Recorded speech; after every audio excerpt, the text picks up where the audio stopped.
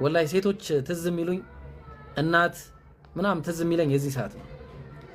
ፈአጃአሃ አልመኻት ከዛም ምጡ መጣባት ኢላ ጅዝዕ ነኽላ ወደ ዘንባባይቱም ዛፍ አጠገብ ማለት ነው። እንዲህ አለች የዛን ሰዓት ቃለት ያ ለይተኒ ወይኔ ወይኔ አለች ሚቱ ቀብለ ሃዛ ምን አለ ሞቼ በነበርኩኝ አለች ወኩንቱ ነሲየን መንሲያ የተረሳውኝ በነበረ ምን አለ አለች። በቃ የምጡ ብርታት ማለት ነው።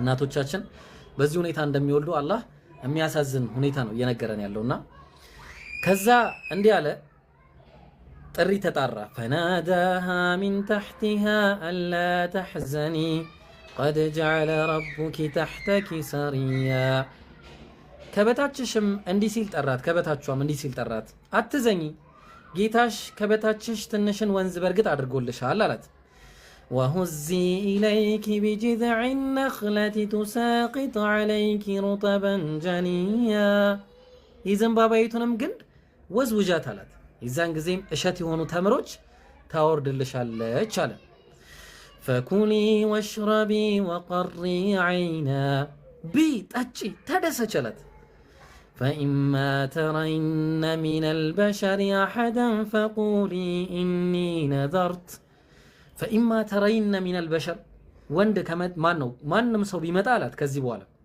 አንድ ሰው በቃ فقولي إني نذرت للرحمن صوما ለጌታዬ ለአርራህማን ስለትን ተስያለሁ በያቸው فلن أكلم اليوم إنسيا ከዚህ በኋላ ሰው አላናገርም ብለሽ ንገሪያቸው አለ። በቃ እኔ ሰው አላናገርም ስለተስያለሁ በይ አለ ማለት ነው። ከዛ እንዲህ አለ ቁጥር 27 ላይ فأتت به قومها تحمله قالوا يا مريم لقد جئت شيئا فريا سبحان الله فأتت به قومها تحمله ህፃኑን ልጅ እንደዚህ ይዛው መጣች አቅፋው ማለት ነው።